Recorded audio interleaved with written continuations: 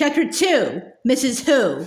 When Meg woke to the jangling of her alarm clock, the wind was still blowing, but the sun was shining. The worst of the storm was over. She sat up in bed, shaking her head to clear it.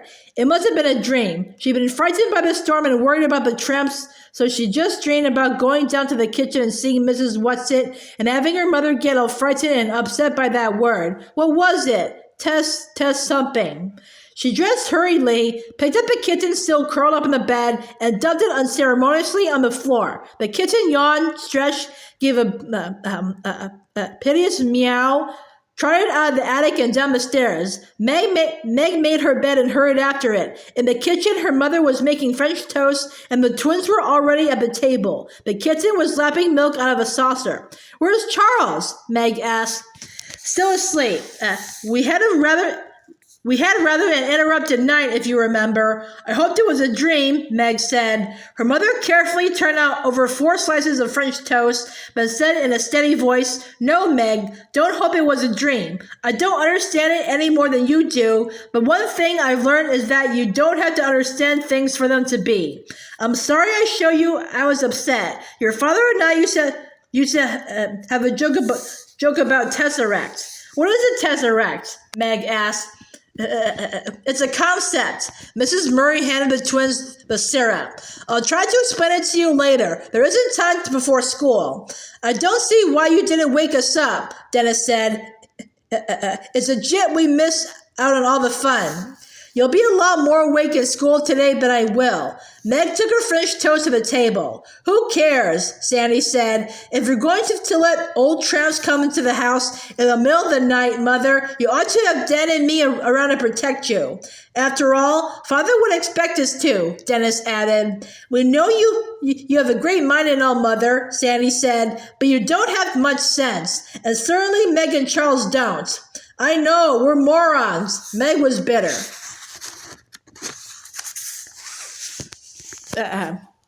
I wish you wouldn't be such a dope, Meg. Syrup, please." Sandy reached across the table. "You don't have to take everything so personally. Use a happy medium, for heaven's sake. You just goof around in school and look out the window and don't pay any attention. You just make things harder for yourself," Dennis said. "And Charles Wallace is going to have an awful time next year when he starts school. We know he's bright, but he's so funny when he's around other people, and they're so used to thinking he's dumb. I don't know what's going to happen to him. Sandy and I'll suck anybody who picks on him, but that's about all we can do. Let's not worry about next year till we get through this one," Mrs. Murry said. "More French toast, boys?" At school, Meg was tired and her eyelids sagged and her mind wandered. In social studies, she was asked to name the principal imports and exports of Nicaragua, and though she had looked them up dutifully the evening before, now she could remember none of them. The teacher was sarcastic, the rest of the class laughed, and she flung herself down in her seat in a fury. "Who cares about the imports and exports of Nicaragua, anyhow?" she muttered. "If you're going to be rude, Margaret, you may leave the room," the teacher said. "Okay, I will." Meg flounced out. During study hall, the principal sent for her. "What seems to be the problem now, Meg?" he asked, pleasantly enough. Meg looked sulkily down the floor. "Nothing, Mr. Jenkins. Miss Porter tells me you are inexcusably rude." Meg shrugs. "Don't you realize that you just make everything harder for yourself by your attitude?" the principal asked. "Now, Meg, I'm convinced that you can do the work and keep up with your grade if you will apply yourself, but some of your teachers are not. You're going to have to do something about yourself. Nobody can do it for you." Meg was silent. "Well, what about it, Meg?" "I don't know what to do," Meg said. "You could do your homework for one thing. Wouldn't your mother help you?" "If I asked her to." "Meg, is something troubling you? Are you unhappy at home?" Mr. Jenkins asked. At last, Meg looked at him, pushing at her glasses in a characteristic gesture. "Everything's fine at home." "I'm glad to hear it, but I know it must be hard on you to have your father away." Meg eyed the principal warily and ran her tongue over the barred line of her braces. "Have you had any news from him lately?" Meg was sure it was not only imagination that made her feel that behind Mr. Jenkins' surface concern was a gleam of avid curiosity. Wouldn't he like to know? She thought. And if I knew anything, he's the last person I'd tell. Well, one of the last.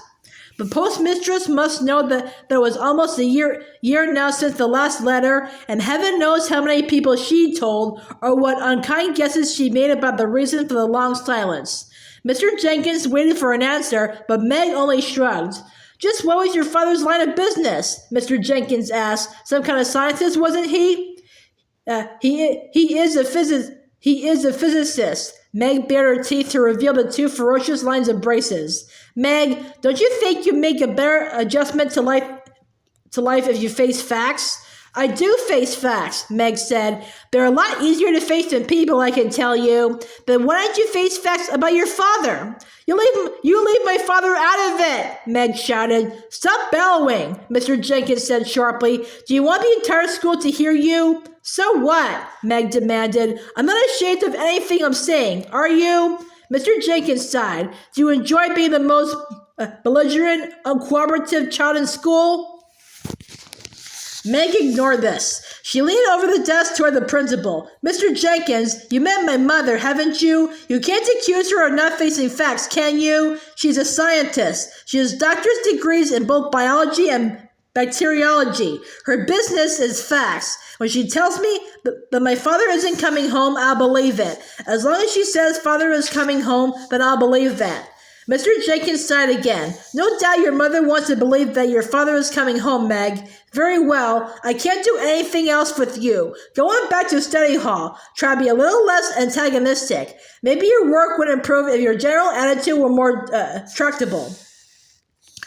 When Meg got home from school, her mother was in the lab, the twins were at Little League, and Charles Wallace, the kitten, and Fortinbras were waiting for her. Fortinbras jumped up, put his front paws on her shoulders, and gave her a kiss, and the kitten rushed to his empty saucer and mewed loudly. Come on, Charles Wallace said. Let's go. Where? Meg asked. I'm hungry, Charles. I don't want to go anywhere till I've had something to eat.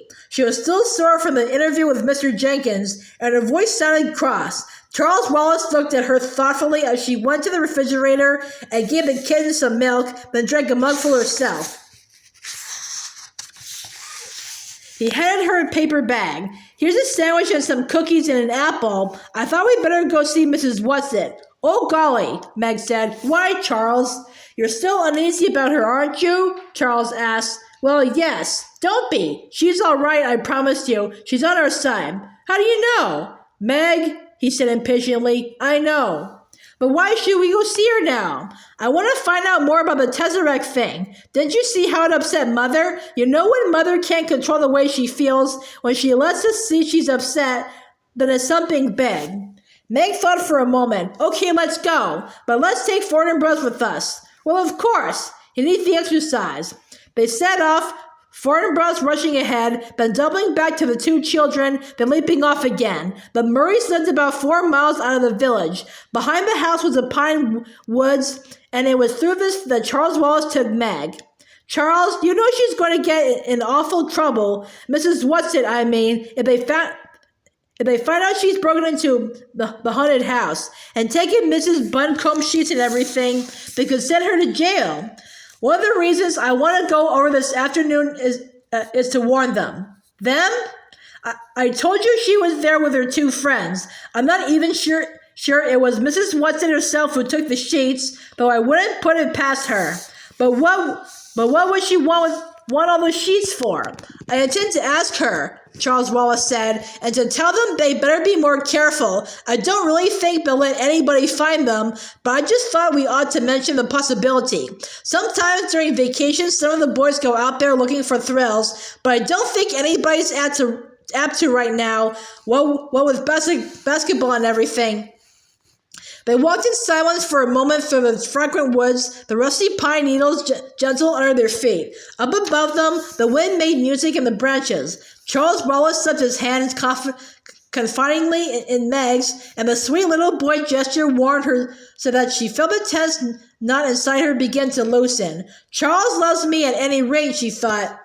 School awful again today? He asked after a while. Yes, I got sent to Mr. Jenkins. He made snide remarks about Father. Charles Wallace nodded sagely. I know. How do you know? Charles Wallace shook his head. I can't quite explain. You tell me, that's all. But I never say anything. You just seem to know. Everything about you tells me, Charles said. How about the twins? Meg asked. Do you know about them too? I suppose I could if I wanted to, if they needed me, but it's sort of tiring, so I just concentrate on you and Mother. You mean, you read our minds? Charles Wallace looked troubled. I don't think it's that. It's being able to understand a sort of language, like sometimes if I concentrate very hard, I can understand the wind talking with the trees. You tell me, you see, sort of inadvertently. That's a good word, isn't it? I got Mother to look it up in the dictionary for me this morning. I really must learn to read, except I'm afraid it will make it awfully hard for me in school next year if I already know things. I think it would be better if people go on thinking I'm not very bright. They won't hate me quite so much. Ahead of them, Fortinbras started barking loudly, the warning bay that usually told them that a car was coming up the road or that someone was at the door. Somebody's here, Charles Wallace said sharply. Somebody's hanging around the house. Come on. He started to run, his short legs straining. At the edge of the woods, Fortinbras stood in front of a boy, barking furiously. As they came panting up, the boy said, For crying out loud, call off your dog. Who is he? Charles Wallace asked Meg. Calvin O'Keefe. He's an original, but he's older than I am. He's a big bug. It's all right, fella. I'm not going to hurt you, the boy said to Fortinbras. Sit fort, Charles Wallace commanded, and Fortinbras dropped to his haunches in front of the boy, a low growl still pulsing in his dark throat. Okay, Charles Wallace put his hands on his hips. Now tell us what you're doing here. I might ask the same of you, the boy said with some indignation. Aren't you two of the Murry kids? This isn't your property, is it? He started to move, but Fortinbras's growl grew louder and he stopped. Tell me about him, Meg, Charles Wallace demanded. What would I know about him? Meg asked. He's a couple of grades above me, and he's on the basketball team. Just because I'm tall, Calvin sounded a little embarrassed. Tall he certainly was, and skinny. His bony wrists stuck out of the sleeves of his blue sweater. His worn corduroy trousers were 3 inches too short. He had orange hair that needed cutting and the appropriate freckles to go with it. His eyes were an oddly bright blue. Tell us what you're doing here, Charles Wallace said. What is this, the 3rd degree? Aren't you the one who's supposed to be the moron? Meg flushed with rage, but Charles Wallace answered placidly, That's right. If you want me to call my dog off, you better give. Most peculiar moron I've ever met, Calvin said. I just came to get away from my family. Charles Wallace nodded. What kind of family? They all have runny noses. I'm third from the top of 11 kids. I'm a sport. At that, Charles Wallace grinned widely. So am I. I don't mean like in baseball, Calvin said. Neither do I. I mean like in biology, Calvin said suspiciously. A change in gene, Charles Wallace quoted, resulting in the appearance of the offspring of a character which is not present in the parents but which is potentially transmissible to its offspring. What gives around here? Calvin asked. I was told you couldn't talk. Thinking I'm a moron gives people something to feel smug about, Charles Wallace said. Why should I disillusion them? How old are you, Cal? 14? What grade? Junior? 11th? I'm bright. Listen, did anybody ask you to come here this afternoon? Charles Wallace, holding Fort by the collar, looked at Calvin suspiciously. What do you mean, asked? Calvin shrugged. You still don't trust me, do you? I don't distrust you, Charles Wallace said. Do you want to tell me why you're here then? Ford and Meg and I decided to go for a walk. We often do it in the afternoon. Calvin dug his hands down in his pockets. You're holding out on me. So are you, Charles Wallace said. Okay, old sport, Calvin said. I'll tell you this much. Sometimes I get a feeling about things. You might call it a compulsion. Do you know what compulsion means? Constraints, obligation, because one is compelled. Not a very good definition, but it's the concise Oxford. Okay, Calvin sighed. I must remember I'm preconditioned in my concept of your mentality. Meg sat down on the coarse grass at the edge of the woods. Ford gently twisted his collar out of Charles Wallace's hands and came over to Meg, lying down beside her and putting his head in her lap. Calvin tried now politely to direct his words toward Meg as well as Charles Wallace. When I get this feeling, this compulsion, I always do what it tells me. I can't explain where it comes from or how I get it. And it doesn't happen very often, but I obey it. And this afternoon, I had a feeling that I must come over to the haunted house. But that's all I know, kid. I'm not holding anything back. Maybe it's because I'm supposed to meet you. You tell me. Charles Wallace looked at Calvin probingly for a moment, but an almost glazed look came into his eyes, and he seemed to be thinking at him. Calvin stood very still and waited. At last, Charles Wallace said, Okay, I believe you. But I can't tell you. I think I'd like to trust you. Maybe you better come home with us and have dinner. Well, sure, but what would your mother say to that? Calvin asked. She'd be delighted. Mother's all right. She's not one of us, but she's all right. What about Meg? Meg has it tough, Charles Wallace said. She's not really one thing or the other. What do you mean, one of us? Meg demanded. What do you mean I'm not one thing or the other? Now, Meg, Charles Wallace said, slowly. I'll tell you about it later. He looked at Calvin, but seemed to make a quick decision. Okay, let's take him to meet Mrs. Whatsit. If he's not okay, she'll know. He started off on his short legs toward the dilapidated old house. The haunted house was half in the shadows of the clump of elms in which it stood. The elms were almost bare now, and the ground around the house was yellow with damp leaves. The late afternoon light had a greenish cast, which the blank windows reflected in a sinister way. An unhinged shutter thumped. Something else creaked. Meg did not wonder that the house had a reputation for being haunted. A board was nailed across the front door, but Charles Wallace led the way around to the back. The door there appeared to be nailed shut too, but Charles Wallace knocked, and the door swung slowly outward, creaking on rusty hinges. Up in one of the elms, an old black crow gave its raucous cry, and the woodpecker went into a wild rat-a-tat-tat. A large gray rat scuttled around the corner of the house, and Meg let out a stifled shriek. They get a lot of fun out of using all the typical props, Charles Wallace said in a reassuring voice. Come on, follow me. Calvin put a strong hand to Meg's elbow, and Ford pressed against her leg. Happiness at their concern was so strong in her that her panic fled, and she followed Charles Wallace into the dark recesses of the house without fear. They entered into a sort of kitchen. There was a huge fireplace with a big black pot hanging over a merry fire. Why had there been no smoke visible from the chimney? Something in the pot was bubbling, and it smelled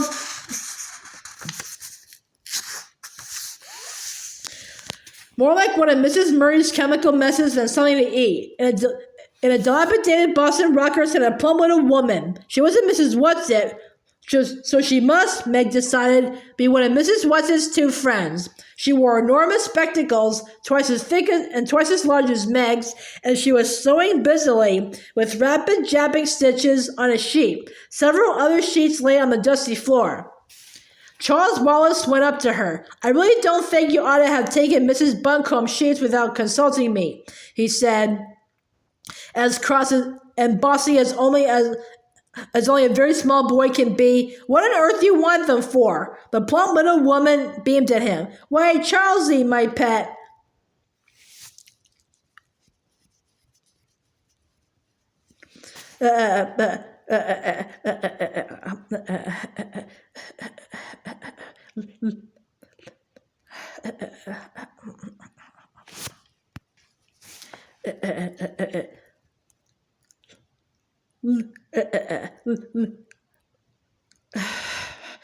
Le cure à sa région que la région me connaît point. point, French, Pascal. The heart has its reasons, whereof reason knows nothing. But that's not appropriate at all, Charles said crossly. Your mother would find it so. A smile seemed to gleam through the roundness of spectacles. I'm not talking about my mother's feelings about my father, Charles Wallace scolded. I'm talking about Mrs. Buncombe Sheets.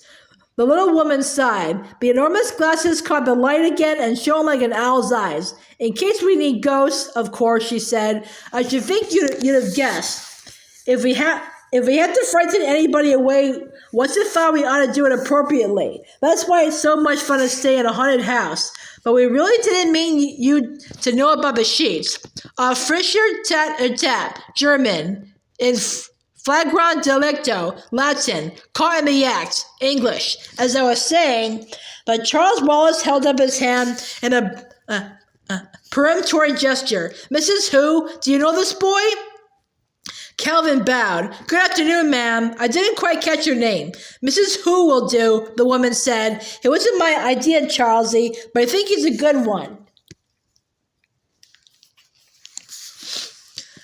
Where's Mrs. What's-it? Charles asked. She's busy. It's getting near time, Charlesy. Getting near time. Ab honesto verum bonum nihil deterret. Seneca. Nothing deters a good man from doing what is honorable.